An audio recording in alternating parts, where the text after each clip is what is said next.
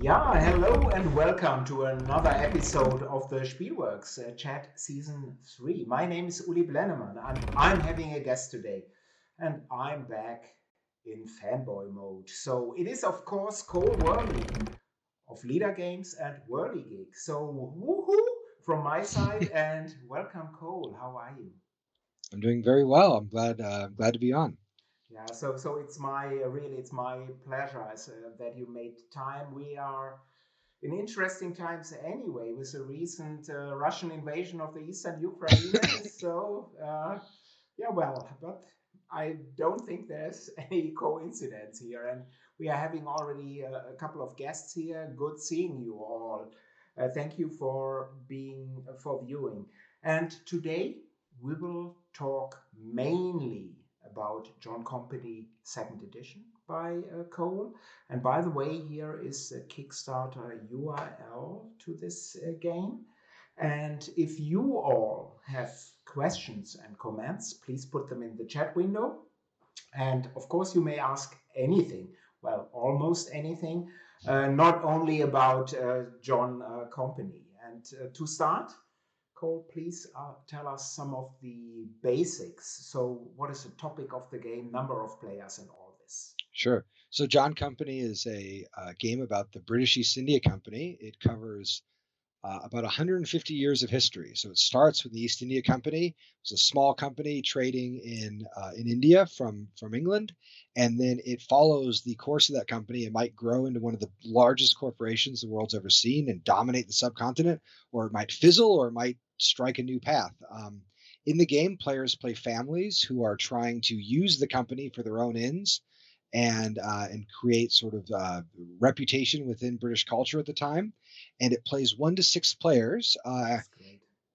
It's a heavy negotiation game. There's a lot of negotiation and table talk, and it manages to play at lower player counts because of a brilliant automated opponent designed by Richard Wilkins, who also Mm-hmm. did the automated opponent for Premiere. And one thing I love about the automated opponent is because Premiere, his work on Premiere was so wonderful, we sort of gave him a carte blanche of just a blank check here. I said, if you needed cards, if you need components, or if you need a booklet, just tell me what you need and you can do it. And he built an automated player that actually negotiates with the living players and is really fabulous. Wonderful. This sounds good. And I'm seeing here Peter Einzelspiel, which means solitaire game. He will be very happy hearing that there is a solitaire solo mode included. And I'm seeing Steffen and Hans and designer Stefan Risthaus and of course Andre, local rooster. Great seeing you. And I can't say hello to everyone, but this sounds great. So 1 to 6 players, and it's published by yours and your brother's company, Mm. Whirligig, right? Yep. When And did it yeah, please. no, well, I was just going to say, yes, it's published by my brother and I, and it is the most expensive and complicated project I've ever worked on, just in terms of production. We really decided to pull out all the stops and act as if we'd never be able to produce another game again. Yeah, I will show some pictures later. And I agree here from the pre-production copy you showed at the Kickstarter page. But I'm really excited. When do you think will the game be out? What is the time frame? So it is in mass production right now. That usually takes a few months plus a couple months to do shipping and fulfillment. So I'm hoping that backers will start to get their copies. Potentially there's a world where maybe May and June is when those copies start arriving. And if you'd like to play now, we have a tabletop simulator mod that is very close to the final version of the game. And there's a pretty active community of players on the Whirligig Discord, which I can provide a link to in the chat here. Yeah, so you see, you can already learn the game, play the game online. This is wonderful. Cole, I'm not sure if you can put in a link here. Yeah, Got it. it's because of people that are not as nice as you. But Sure, sure. I will do this in the video at YouTube later, so I will add all the links for you. But I will show some pictures now. Cole, why did you change some of the components? Because already the first edition, while in a pretty small box, wasn't bad looking at all. So Sure. why did you change this? Well, I've learned just a lot about usability over the past several years. I mean, this was the same thing that happened with the second edition of Premiere, where one of the first things I did when I set about doing the second edition of Premiere was just to rewrite the rules from memory. I just sat down with a blank page and said, I'm going to type the rules to PAX Premiere, the same as the first edition, but I'm going to do it entirely from memory. And what I found was in the course of rewriting those rules, there were just some obvious places where if I swapped the order of some paragraphs, if I collapsed a system or two, there were just I didn't really even change the game, but it made it a lot easier to play. And what I also found is as I rewrote those rules, it started suggesting a different way that the cards should be organized. So in Premiere, the fact that cards put pieces on the board is sort of a mental leap. And so in the second edition, we just have those pieces listed on the right hand of the card in a little column. So a very similar thing happened with John Company, where I basically started the second edition with the notion that I would like to republish it. I would like to republish it in a way that is friendly to the player. And so I started just rebuilding the game more or less from memory and just looking at the places where the previous edition felt a little clumsy. So I'll give you one example. In the previous edition, there were regions of India which had orders that the players would fill. And when they would fill these orders, they had to mark the order as filled, and then also they had to exhaust the number of pieces to show that they could fill that order. And I thought, oh, this is a little mechanically clumsy. Wouldn't it be better if the exhausted piece was just put on the order itself to mark it as filled? Yes. And then, and the way the older edition had worked is you would be pushing pieces off the board, and the board kind of like spilled around because we were so restricted by weight limits. Because of the game was really designed. I should almost give a design credit to the German postage system, which demanded that we keep the game under 1 kilogram. For how the shipping had been budgeted at that time. I don't know if DHL is still operating that way. But for that reason, the board could only be a certain size, the rulebook could only be a certain thickness, the pieces can only be so large. And so with the second edition of John Company, I said, well, let's not worry about German postage rates. Let's instead ask ourselves, what is the way that is most kind to the players who are playing the game? And that just led to a little cascade of small choices and what I realized of small decisions that then impacted the way the game looks. And what I realized after a couple months of working on it is actually to do justice to the design, we were going to have to totally overhaul everything, which wasn't the original plan, but was pretty much what happened to Premiere as well. Except in the case of John Company, the result was even more dramatic. Yeah.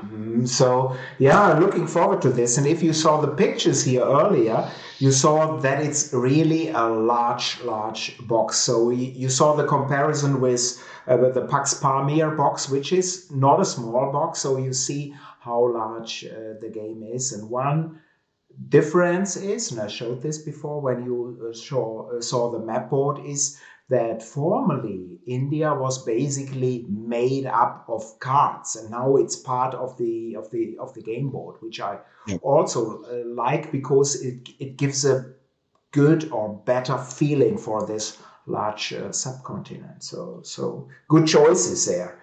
Well, and one of the things that I wanted to do was to really ground the players in the setting and narrative of the game. And so there are big ways and small ways of doing this. One of the big ways was that map of India, which if I were to put a time lapse of all of the John Company prototype boards, you'll see the India section getting larger and larger and larger and larger.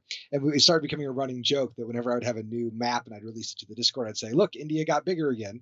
But it was because it is at the center of the story. It needs to be large. Players need to realize that it's the thing that was on everyone's mind. But there were small ways too. So for instance, the game features about 22 to 25 ships. And in the original game, the ships are unnamed, but I went ahead and gave them all names. And that was useful from a mechanical perspective because it meant that if I own the Walpole or the Thistleworth, I can have a deed that tells me I own that ship. And if something happens to the ship, I know that I get it back.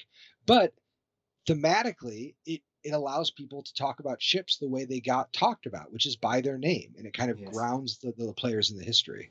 Yeah, and I like these little details so much, and they personalize the game very much for the individual players. And there is also Nick in the chat. Good seeing you, Nick. And Daniel, the Brute from Brooklyn, is there. Good Hey, seeing Daniel. you. And Andre has a question. When will be the street date of the German edition? Street date, I don't know. I know that around March 7 to 10, I will get all files to localize the game, and then we'll decide when when we do the pre-order, and then when the game will be produced. So there is a light at the end of the tunnel, and I'm glad that Drew and Cole took the time to make this game really right, and I'm very happy for this. Yeah. Yeah, and I'll say that this is a significant acceleration in how we do localizations. Usually, we would not even start the localization process until we had fulfilled the copy, until we had fulfilled the first edition, and oftentimes not until the first edition was almost half sold. And I did this originally because it was a precaution for partners, so I could tell them, hey, before you sign onto this game, here's how it's sold, here's how well the game's done. But that did mean that there was just a long gap between English editions and any localizations. And so what we're trying to do with John Company is really accelerate that. So now that the English edition is done, as it's in production, we can start the localization run. And so hopefully it will mean that instead of there being like a year gap, it'll be much smaller. Yeah, sounds excellent. And there's another question by Björn. Hello, Björn. Good seeing you, Yellow Geek Bear. I was really impressed by the design of the provinces of John Company 1. One province on one double-sided card, so elegant. John Company's second edition will not have these genius cards. No, it won't. This is a place where the design constraints of John Company allowed me to show off, but weren't always the best for the players. So in the first edition, all 8 regions of the game were mapped on these 8 little region cards, and the cards had 2 sides. A side that was prosperous and a side that was depressed, and then they also could be put in these arrays to show either their sovereignty or their domination by other regions. And it allowed me with just 8 cards to build an event system with 192 events. And I gave myself a big pat on the back, and I cheered myself with a glass of champagne. But players had a really hard time running it and visualizing what could happen. And so as I was designing the event system for the second game, I knew that I probably needed to revise the first edition's event system. And it didn't need to be less complicated, but it did need to be easier to resolve. Yeah. And so the result is that we have in the new game will produce a similar output. So it is different, but it's similar. But it does it with these Ganjifa cards, which has been really nice because I worked with an artist in India named Amita Pai, who painted these beautiful Ganjifa cards in a traditional style that are used to power the event system. And they aren't cards at all. They're on 1 millimeter punches, tiles, and Ganjifa cards were sometimes on very stiff paper or thin wood, and so they really have a lovely feel when you shuffle them, and they kind of I find them personally sort of transporting.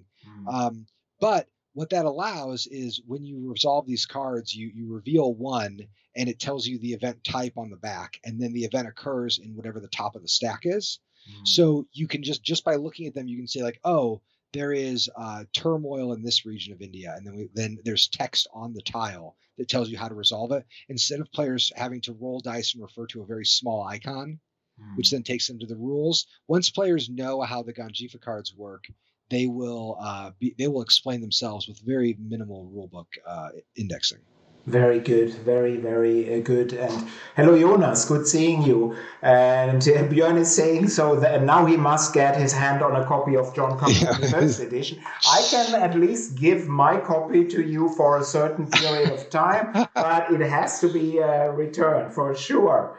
But Cole, this is a topic that is for 100% very interesting. But what put it on your mind? What fascinates you so much that you are even revisiting it? So what is your interest here? When John Company is the game that I've worked on longer than any game I've ever worked on, and it started in 2009 or 2010.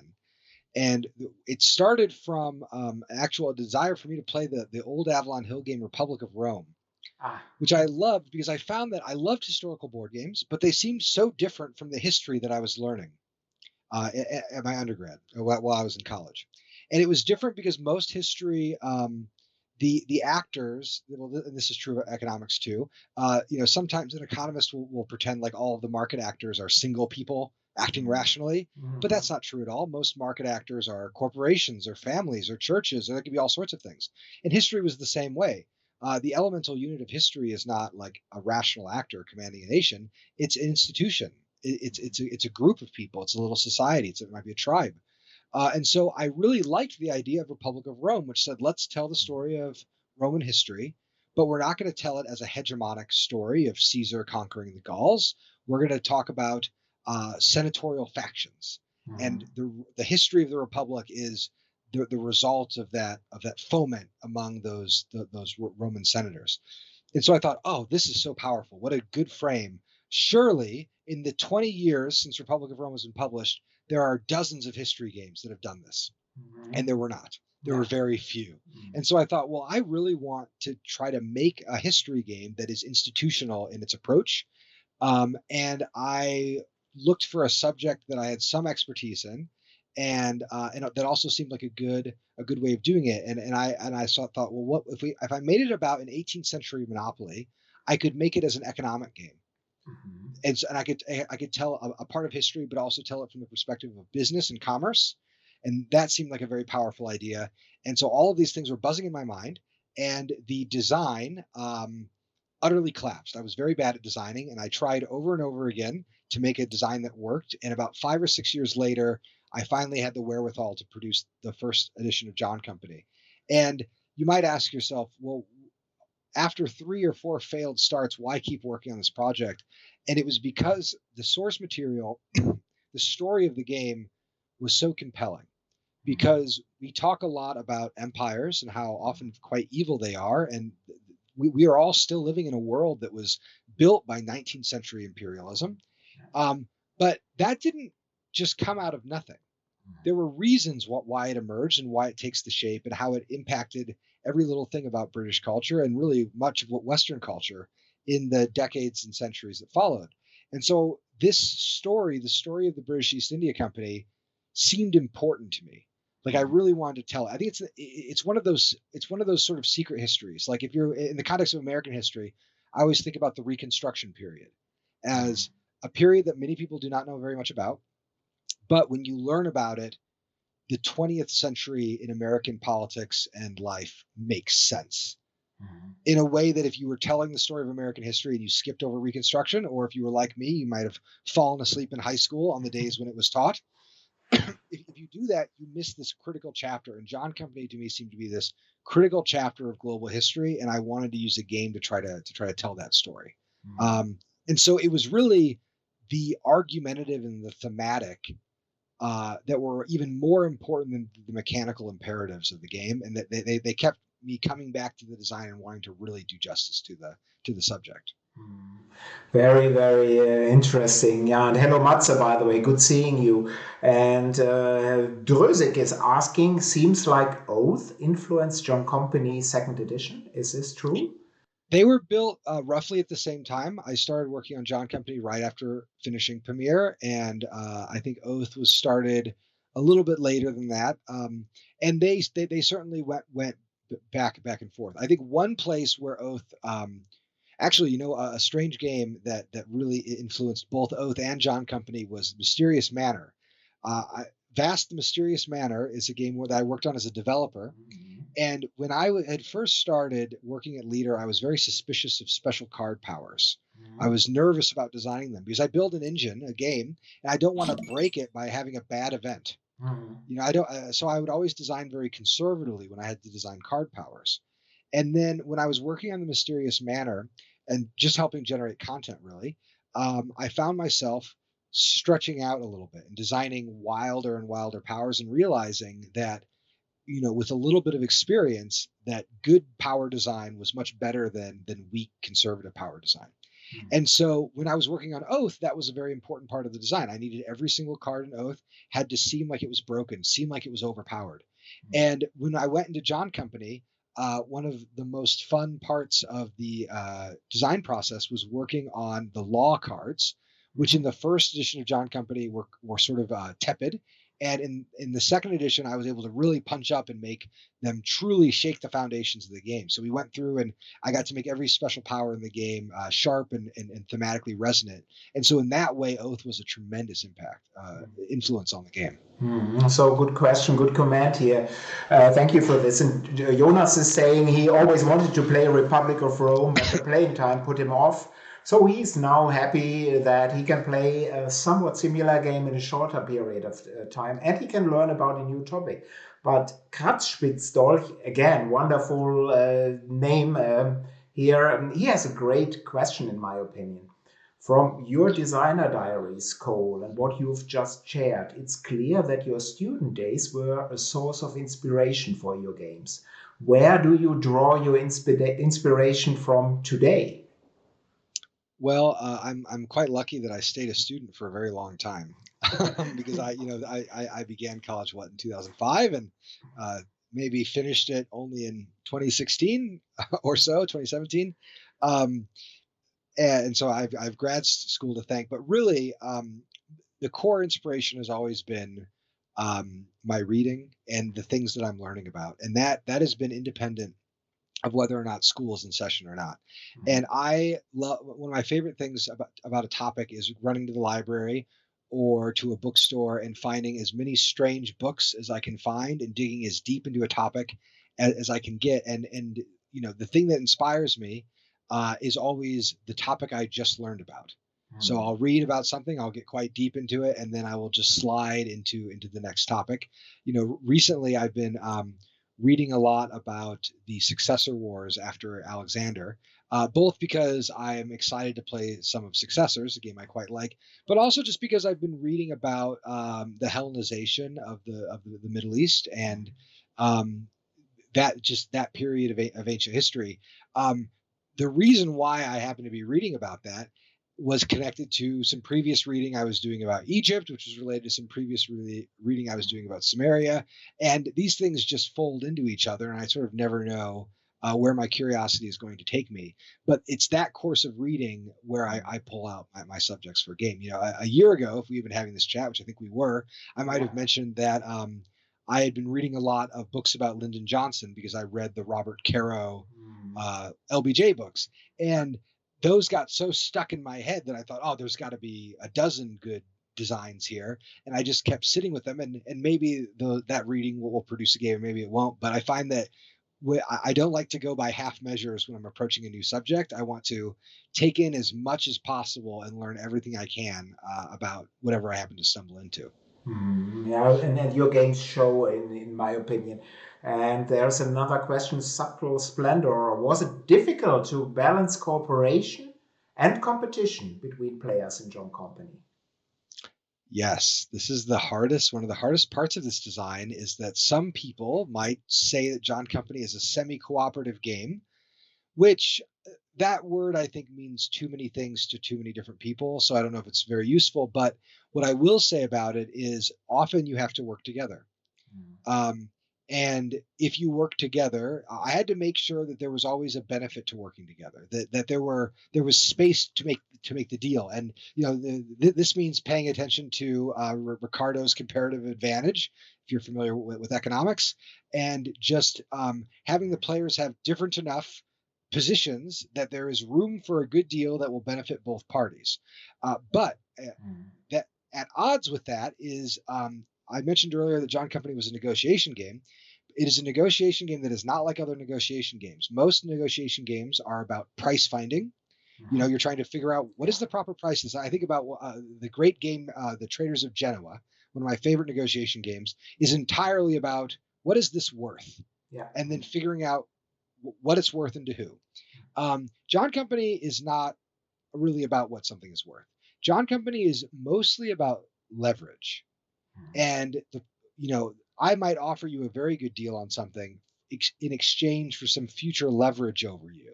And the various markets of leverage and how they change throughout the game um, create really interesting circumstances for players to work together and to work against each other.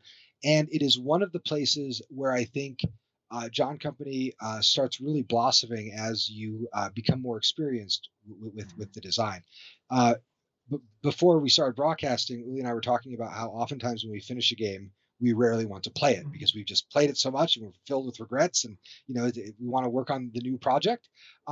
John Company is one of the very few games I've worked on that I want nothing more than to just play John Company. And it's because as players get better at the game, the types of deals that they can engineer and the types of negotiations that become possible really start expanding. I mean, I've seen players essentially run insurance companies within John Company, and it was like I mean, they were basically taking side bets. I mean, they were really building financial derivatives, like derivative products, where they were making side bets on other side bets. And that to me is when the game is really kind of like glowing red hot, when it really comes alive. Yeah, makes sense. And then Daniel is confirming that he almost never wants to play his own games once they are published. I've spent too much time on it to enjoy it. Yeah, I can understand. Hans, I see your question, but I will put it back a little bit. So we will get back to your question. You're not forget me, because I'd love to stay here for a little bit longer at John Sure. Company. And of course, you've already described this now, Cole. John Company is economic engine builder, right? You Sure. are building the East India Company. No, you're not doing this. What is the role of your what as a player? What are you doing? You're not building this company. You're trying to gain something, a reputation, right? Yes, and the engine that's being built is owned collectively. So in this way, the game is a little bit like Spotter's The Great Zimbabwe, which I always describe as a game about building a race car and then fighting over who gets to drive it. And so as you're building it, you might know where you're putting the different spikes and holds and traps, and then you all have a scrum to figure out who gets to drive the race car. And in John Company, you can build an engine, but your office holders, they might decide that they're done. They don't want to work for the company anymore, and so that beautiful engine you just built is now being run by your brat nephew that you have no interest in. And so one of the core conceits of the game, when I was first working on John Company, I thought about a very traditional Euro mechanism, which is deciding when to convert a money-making machine into a victory point-making machine. I think about the game Puerto Rico, or many Euro games have this pivot. When do I pivot from building my own engine to generating victory points for winning the game?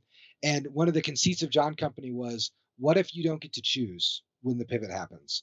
And the way that works in the game is that there's basically one big economic engine that players are controlling different parts of. But if the parts of your control, those family members, those office holders, if they decide to leave, that is your chance to score points.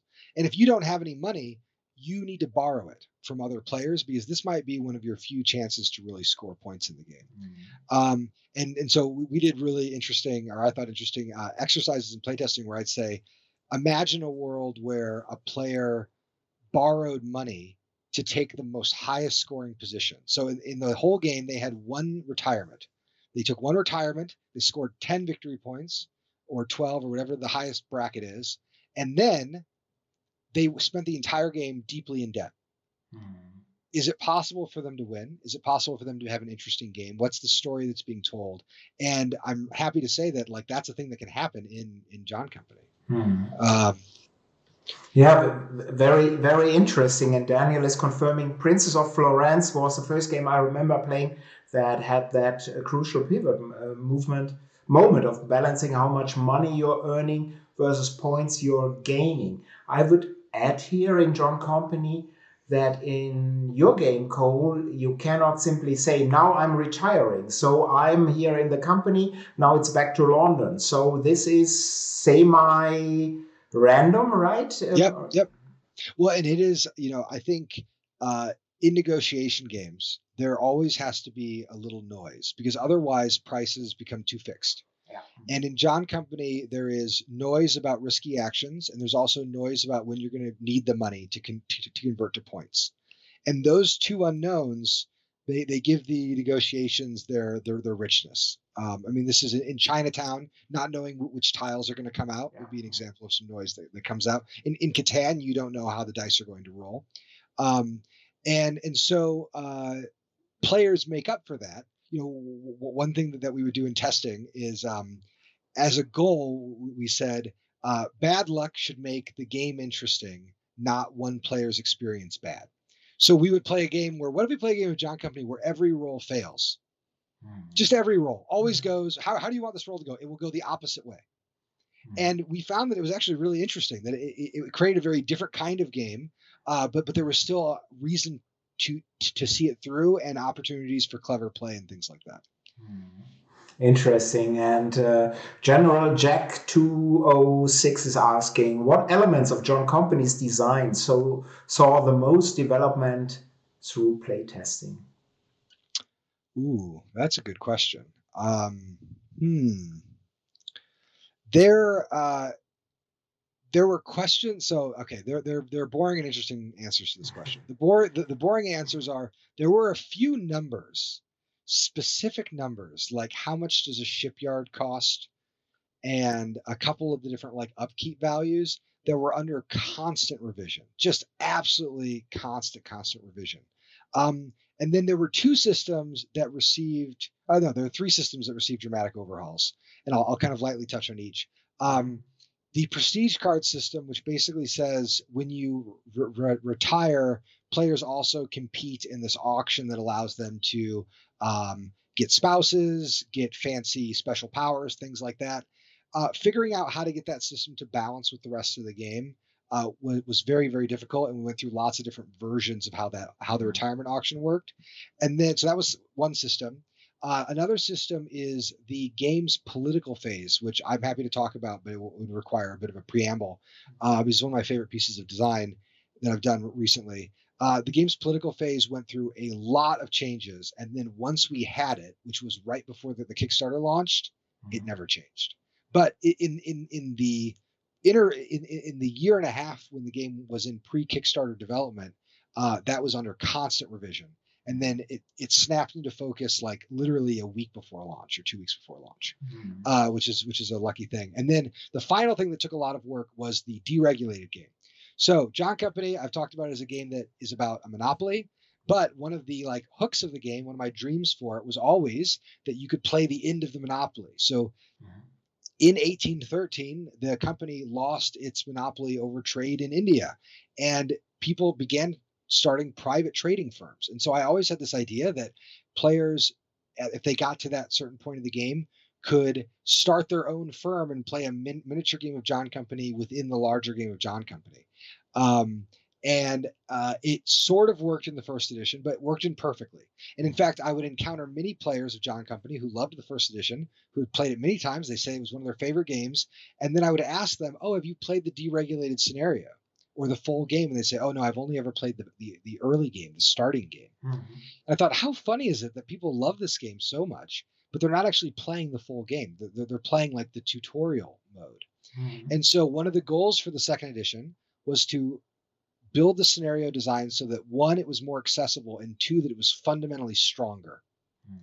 And so the deregulated game allows Parliament to basically, under certain circumstances, strip the company of its monopoly and then allow players to begin their own investment firms. And they're sort of playing a little 18xx game that sits inside the larger John Company game and that interacts with the larger John Company game. I've heard testers affectionately call this part of John Company 18xx the role-playing game, which I think is quite fair. But that took a ton of work because it was like building another game inside another game. And it was like a ROM hack or something when you see people build like Flappy Bird inside of Super Mario Brothers, where I had to make sure that all the systems that worked in that small game also harmonized with the larger shell game. And we spent probably 6 months just working on that single element of the design, and it was really most of my summer. I lost sleep this summer working on that. Yeah, man, and I'm also guilty in the first edition of John Company. I think I played a total of one game that wasn't the early scenario. So yeah, it is what it is. So I'm excited Yeah. about this. And there's another question here, Da Vinci 789. Do you feel there was anything lost, even if some aspects of the game got better, in making the negotiation input more explicit and the company operations more flexible? And Da Vinci has played an intro 710 game, and one player felt that alliances didn't emerge outside of the military, and things like making loans on interest from first edition are much less likely. Mm-hmm. So I'm almost positive I could point at what they're reacting to, which is there is simply more money in the first edition than in the second edition. There's more cash in the game. Mhm. And so what happens is there are more cash inputs and more cash outputs. In the first edition, you had almost nothing to negotiate. You had very little money. You couldn't give people things, and so players would come up with kind of fabulous deals that were entirely like a deal in Bonanza, a small favor, a large favor. Don't worry, I'll help you in some future turn. I won't say how because it could be a lot of different things. And so first edition John Company was a lot like that. Second edition, players have a lot more tools, but it allows them, especially in learning games, to play a little bit more conservatively and to kind of operate only in their little zone and say, okay, look, I have enough money that I'm able to cover my own overhead. I have these plans, which I'm going to take into account. I'm not going to worry about stretching out. I don't want to become indebted to anyone else. Mhm. Now, there are two things that change this. One thing is that is more common in 3-player and 4-player games. When you get up to 5 and 6-player games, the pile of money isn't that much larger, and it's being split many more ways. So players really need to work together. But also, as players start to play the game more, they will realize how much more they can stretch their position. And a conservative play will very, very rarely win the game. Usually you need to put yourself out there and really take some big risks. But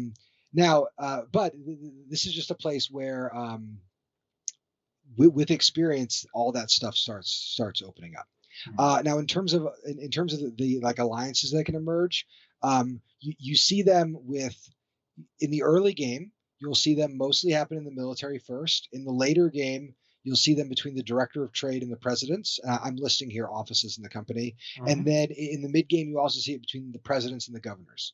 And so those are kind of natural places. And then one of the biggest places for alliances is between shareholders of the company and the officers of the company.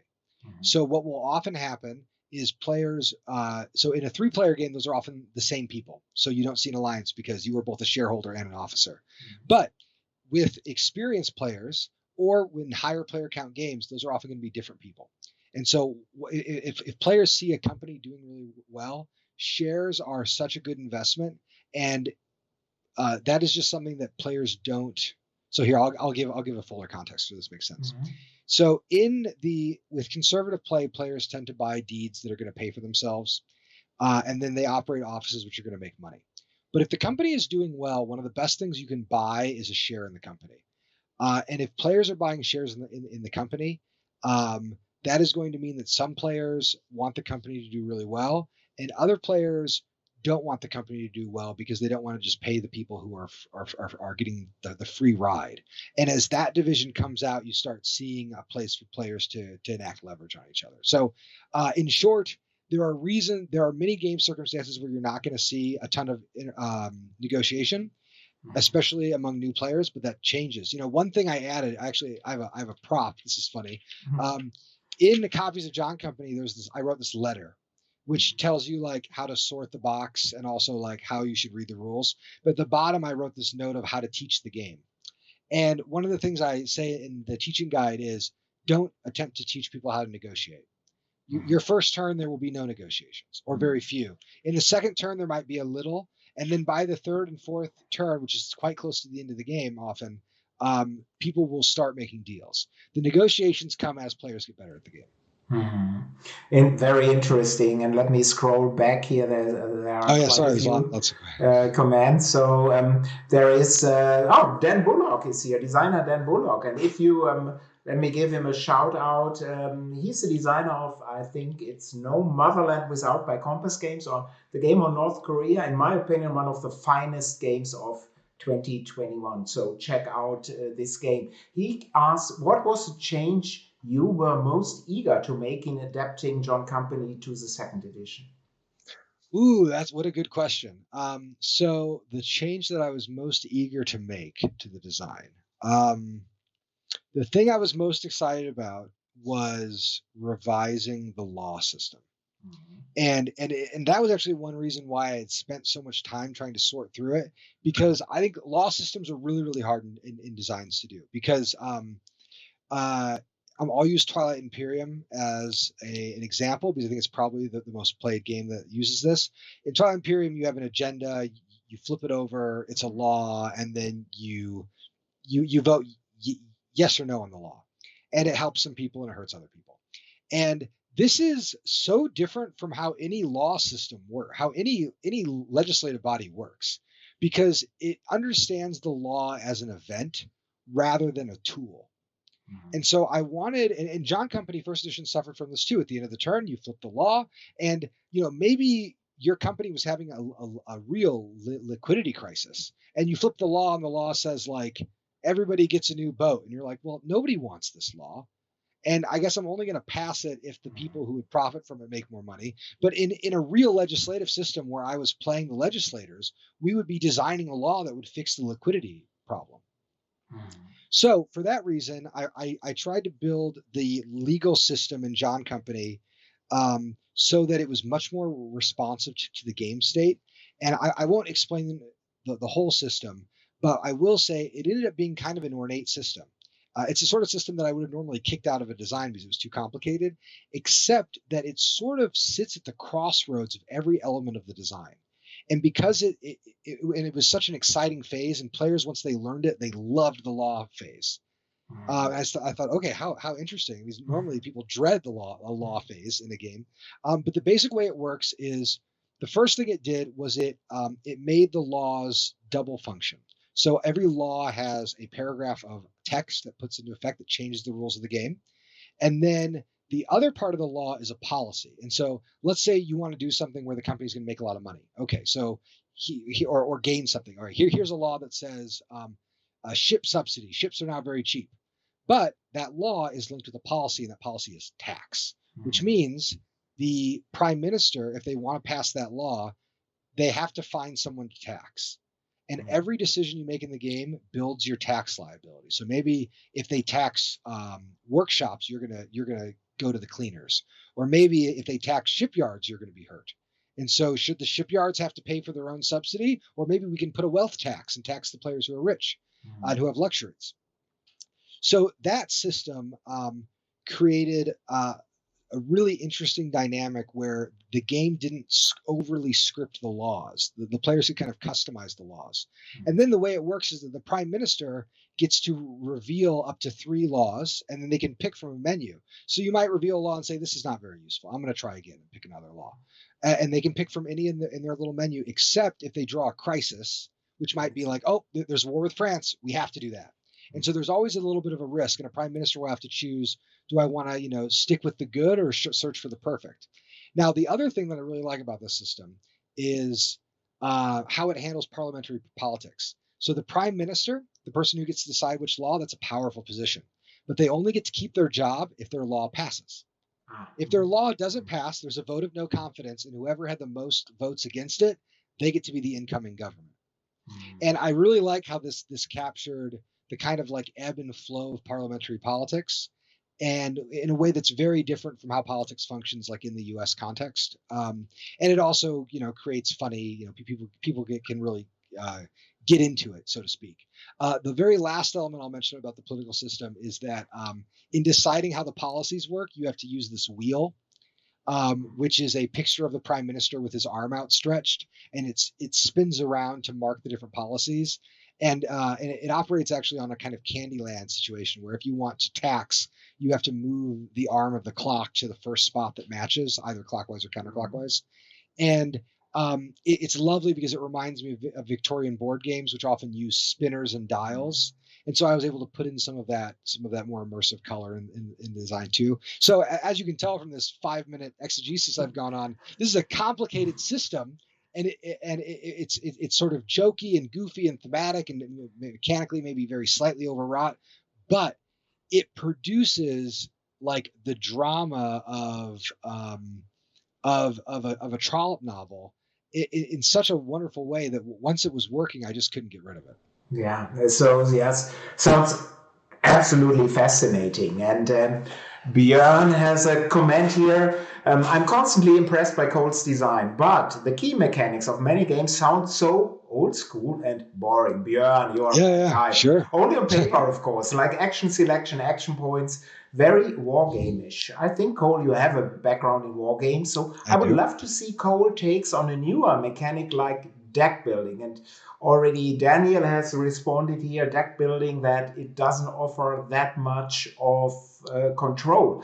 But Sure. Cole, you now have a couple of seconds to think about this comment by Björn, because I want to respond to this first, and I want to see if I'm correct here. I think I would never say that Cole's mechanics are boring. To someone, they may seem old school, but I think these are tried and true mechanics, because if people are used to some mechanics in games, the complexity overhead is lesser, and this makes playing a game that has a meta level like John Company 2, where people are negotiating, so much easier to grasp. And look at a game like Mombasa, for example, which has deck building as a tool, and this really makes this game interesting but also very complex to play well, mechanically complex to play well, without being on a meta level. But Cole, now you had enough time to listen to this rubbish, so no. Well, this is actually a place where my process shows itself. You can see the sketch lines beneath the paint a little bit, because I almost never start a game with a mechanical framework. I always start with a thematic framework and with a notion of a system or pressures I want to put on a system. And so when I do come to a mechanism, to me it's the process of being backed into a corner, where I think, okay, I need a system that does X, Y, and Z. This is the only way that I can get it to look, and that's what it's going to have to be. Now, this is very different from starting with the game and saying, I love Dominion, I want to make my take on Dominion, and starting with a mechanical framework, because I really do, I don't really care what systems I end up using in a design. Now, I have found personally, in talking to people about games that I've worked on, this makes my games harder to learn for people who play a lot of games, because the systems are very foreign. But for folks outside of the hobby, they don't have any trouble at all. And I use Pamir as the example there, which I always get funny messages about people who talk, oh, Pamir, I had such a hard time learning it. And then I'll get a message from someone who's like, oh, Pamir is the first board game I ever played. And I really like it. And it seemed very easy and natural and straightforward. I don't know why people are saying it's complicated. And I think it's because board game rules often make huge assumptions, even the really good rules, about how these games work. And I think, it's nice to see Daniel here. I just played Union Central, which is great. Travis did a fabulous job, and your production's lovely. Yeah. But reading those rule books is always so funny to me, because I find them very easy to read, but it's only because I have like probably 30 Winsome games in my closet right beside me, and every one of those rules kind of builds on each other in ways that, like, of course, the rule book for Union Central is 100% complete, but if you have the backing and you understand how those rules work, then it makes it much easier to go forward. What I will say though about designing around mechanism is that the game I'm working on right now for Leader, Arcs, has a very modern mechanical framework. It's built using a kind of like trick-taking action selection system that Yellow Geek Bear you will find exciting, because it's very crisp and clean and sleek in a way that a lot of the like mid to lightweight Euros these days are, and I think it will attract a lot. And it's funny because that was an instance where I did just stumble into it, but the thing I stumbled upon, I was like, oh well, this is actually a very fluid system, and I don't have to write a paragraph about how to approach reading the next paragraph. So Björn, you see Cole is listening to you. You get your system there. And Da Vinci 789 is asking Cole, do you have any Grail games? What are your personal Grail games, Cole? What do I have any Grail games right now? I've been so lucky. There was a period in my life when I was really hunting, like for a first edition copy of Lords of Sierra Madre, for a copy of Antiquity. A lot of those I just have now. I don't. I don't think I'm actively hunting for any game. Am I actively hunting for any game at the moment? Only the Stamps copy of Modern Art. I think that's the only one I'm looking for. So if anyone knows where I can get a Stamps edition, and if you know what that is, you know what that is. Yeah. So if people are having it, get in touch with Cole. Yeah, if you've got one, let me know, and I'll do it. And another question: how would you introduce John Company to groups that are uncomfortable with its theme, assuming they are interested in playing? Yep, this is a great question. So a lot of my games deal with historically difficult subjects that are going to be difficult in different ways for different people, and there's no disguising that. My general view is that games, like any form of art, should be able to talk about, show, demonstrate, allow players to experience parts of history and the collective history of the world, but also individual histories in ways that are challenging to our beliefs. I think that's just the thing that games are good at. Games are excellent at manipulating our sympathies. But if you have a problem with watching a murder on stage, you probably shouldn't buy tickets to Hamlet. And I think that being really honest with your players about the sort of things that are going to happen in the game is quite critical. The other thing I would add is that a lot of people have big misconceptions about the nature of the British Empire and of the East India Company in particular. When the game begins, India is not conquered by the British. There's a fully functioning political system operating in India. And in fact, that doesn't even have to happen. Players can play through the entire game. This is not a Whig history game that is going to end up where history ended in 1857 with the Great Mutiny and the First War of Rebellion. Something quite different could happen. And so I think the way I like to explain it is, I think John Company is going to be interesting for people who want to learn more about the broad subject. For people who want to learn more about how these state-sponsored monopolies work, but also for people who want to understand how British culture was impacted by this proto-imperial experience that then became an imperial experience. So, in some ways, this game is not so different from, the game Obsession. Yeah, it's just Obsession, which is a great game. But in Obsession, all of this stuff is off camera. It's still happening. It's where the money's coming from. It's just trying to tell the story. When I was working on the design, I've talked a lot about how important the Victorian novels have been, 19th century novels. And I think that this game does tell a big epic story like a Thackeray's Vanity Fair. And it uses the tropes of those novels to communicate that story. But it... and I think the reason I mention that is because that quasi-fictional frame, which is kind of arch in its satire, is a really useful way for getting players to understand what's happening, because this game does not sympathize with the conquerors at all. I think it's quite severe to them, but it's operating in the mode of satire so that players can investigate it. And I think one of the main subjects, and actually Dan Thoreau put this very beautifully in his early review of the game, John Company is really a game about culpability. It's how a bunch of people who don't want to do something evil end up doing something very evil. And that's going to make you feel strange about the fact that you might have had McDonald's for lunch, or that you might have had a package from Amazon sent to your house. And that's good. Yeah. Like I revel in your discomfort, because I think that good, I would want the game to spark a lot of conversations. And that doesn't mean that you have to approach the game very soberly and things like that. Like, no, this is, I mean, one of the weirdest things about John Company is it is probably like the goofiest and funnest of the games that I've worked on. But it's a game that lingers and interrogates and sits with its players long after it's done. Hopefully, if I've done my job right, and so I would say what I would say before telling someone to watch or experience any work.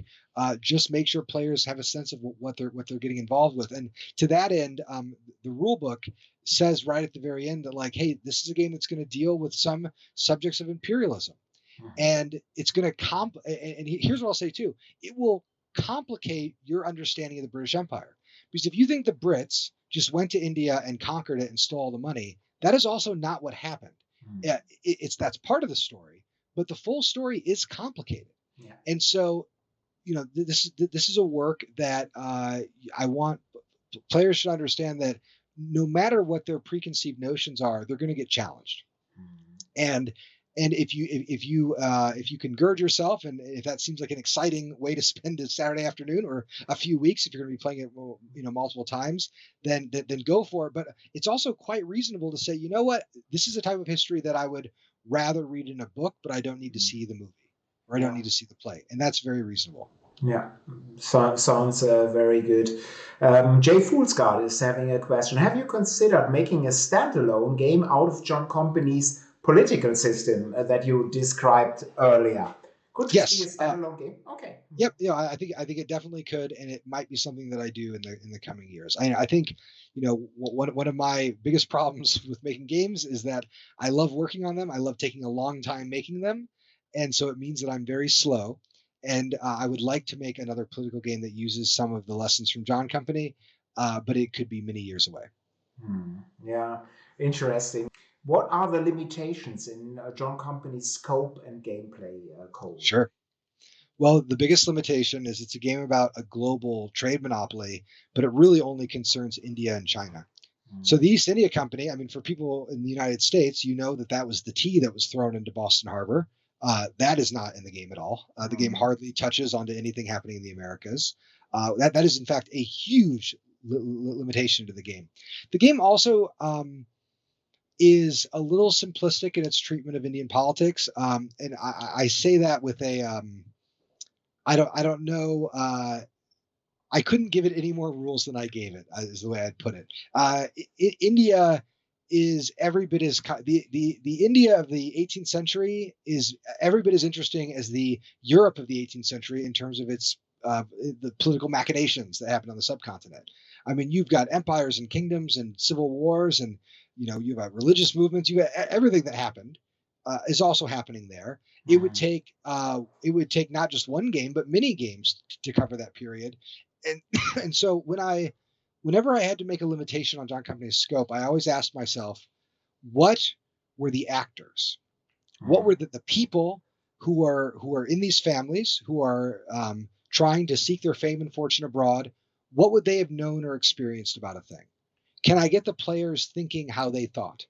And that might mean simplifying, some of the complexities of those things. And then, one other thing that is outside of John Company's scope is the Industrial Revolution in England, which there are mechanisms for it within the game, but is just sort of on the outside of the game. And sometimes it grafts itself very beautifully into the game's arc, and sometimes it doesn't quite. But it's a place where I thought, like, oh, I wish I could have built like a little bit more of the businesses out and how they operate. But I think it just ended up being a little out of scope. Yeah, very, very interesting again. And Björn is not stopping with questions. He's saying, I had a blast playing John Company First Edition, but Martina had a game session where nobody wanted to negotiate. Are there mechanics to avoid that this is happening in John Company 2? I would say no, but Cole, maybe are there mechanics to avoid negotiations happening? No, this is part of the game, right? Are there? You said yeah. No. No. Oh yeah. Sorry. Are there any mechanisms for avoiding negotiation? I mean, No, to avoid, yeah, so that people are negotiating. So is this forced by rules or is it no? no. And there are, there are times where players will not have anything to negotiate, and that is okay. The game will work.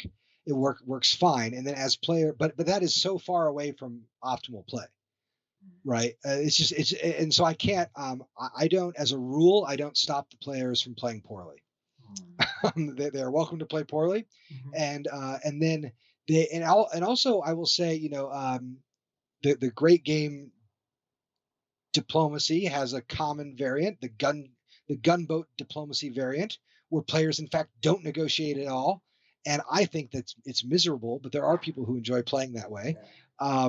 And I think John Company, I could imagine, especially the early scenario, especially at a lower player count, like 3 or 4, I can see players not, having a fine time not negotiating. It's not necessarily how I play. And I actually think it'll be interesting, 3-player John Company, players have a lot of control and power. And so that makes the negotiations a little bit less interesting. But it makes the game more tactical and more strategic. It gives a lot of richness to the different kinds of plans you can engineer and traps you can make for your opponents. And some players might really prefer playing that way, but I think the game for me is best when players do trade things and do negotiate. But that will just depend on the temperament of the table. Yeah, and in my opinion, let's leave this at the table and let players decide. And if they want to, Yep. as you said, if they want to play rather poorly, then they will play rather poorly. And yeah, Daniel is commenting. Good comment here, Daniel. Negotiation games require a real buy-in from everyone at the table at a certain level. That is true. Board game Flash. Nevertheless, there's something special about Cole's wonderful games, different to any other I know. And I thought it may be the actual difference in his games compared to others. He may much more. It is his systematic approach compared to many other designers because for you, Cole, it's theme first and mechanic second. And maybe it's also because of your wargaming background, Yeah. because lots of wargaming designers are doing theme first and then Yep. mechanic second. Whereas And they sorry, go ahead. no Well, and no they often wouldn't even call it a theme. It's the subject, the topic. yeah What is the topic of the game? What's the argument? And oftentimes that argument is, if you're playing a multilateral game, a multiplayer game, the topic is an argument about a system, a relationship between different positions. And then the mechanical framework to convey that model is secondary entirely. yeah But I always think about, when I'm working on John Company, a game. I'll tell you something that I told some of my mentees a few days ago, and I think this is something that to be true too. Games are such rare, precious things. The fact that any get made at all is a minor miracle. yeah And so whenever I'm working on a game, I always say, this could be the last game I ever work on. This could be the only game about this subject that ever happens. And so it's my job to do justice by my topic and my subject. And it needs to be good and true. And I think that mentality is fundamentally different from the mentality that says, well, I want to build a deck builder that is clever in this way or in that way. Like I like working on games that have a lot of urgency. And by urgency, I mean the sense that if I don't do them, they might never happen. Yeah, very, very good. And we have a couple of questions here, but that I'm seeing. But I want to, otherwise I'm forgetting it. I want to get back to Hans' question from Sure. much earlier because he's asking about the second edition of an Infamous Traffic. So is Yep. this in the works? Is it coming? When is it coming? Or any news to share here? So I have on my shelf the last 3 copies of Infamous Traffic I think ever produced. I asked Amabel to send them to me, and because I didn't have a copy, I had given them away, and they are still in shrink wrap because I didn't want to let myself get into it. But once the John Company files are sent to our language partners, including you, Uli, I will be cracking the shrink on those and starting that process. It will probably not be our next crowdfunding campaign, but will most certainly be the one after. Very, very good. I'm really excited. It's a great game. And Touchspitzdolch is asking, Cole, you did a fabulous job of explaining the importance of reading earlier. So finally, maybe a book recommendation. Oh, sure. Well, let's see. What am I reading now? I'll give two because I can't help myself. Um, so I'm one of those people who likes to be reading lots of books at once, and I don't care about finishing them. I just read, I take it chapter by chapter. But right now, I am reading for one of my book clubs. I'm reading Thomas Pynchon's novel Mason Dixon, which is a hard recommendation unless you really like postmodernism, but is a very beautiful and wonderful book. And I would recommend it to people who do like postmodernism, and it's about the 18th century, which is fun. But a much more readable book. I've been reading Megan Nelson, I think is her name. She has a book called The Three-Cornered War, which is about the Civil War in the West. And it imagines the Civil War as a war between the Union, the Confederacy, and the Native nations that were still operating, especially around New Mexico. And it is so interesting. And it's a fabulous book. And I think it's really, Megan Nelson's done a beautiful job writing it. It's gorgeous. And I would highly recommend it to anyone who's a little history minded. And especially if you want to explore a lesser known dimension of a conflict that you might know a lot about. Yeah, very, very interesting. Yeah, and lots of people are, and this is because of you, Cole, of course, are thanking you for these insightful tips and for your talk. And I have to say from my side, thank you to all viewers, and thank you, Cole. This was wonderful. So till next time, I'm sure I'll ask you rather sooner than later to be my guest again, because as I said at the start, I'm in fanboy mode here always when you are here. And I'm really, really excited about John Company's second edition, not from a publisher's point of view for the German edition, but from a player's point of view as well. And next week, there is a Spielworxx chat, and we will take a close look at Pilgrim with designer Nick Case, which is a forthcoming game by Amusement and Spielworxx, so a joint production. So this will be next week. And again, thank you all for your time. If you are having an idea for a topic to be discussed here, or have a specific question that you'd like to ask in advance, please get in touch with me at uli@spielworxx.de. That is uli@spielworxx.de. I won't ask you, Cole, how to reach you. People will know how to reach you via BGG. You are active on Twitter, or is there any other way that people should get in touch with you, Cole? My Twitter DMs are open. You can find me at Cole Wehrle. That's a pretty good way to message me. You're also welcome to reach out on BGG. I usually have some delay to my response, but I will get back to you someday, I promise. Very, very good. Again, thank you to everyone. Till next week. Bleibt alle gesund. Bye-bye. Bye. Take care.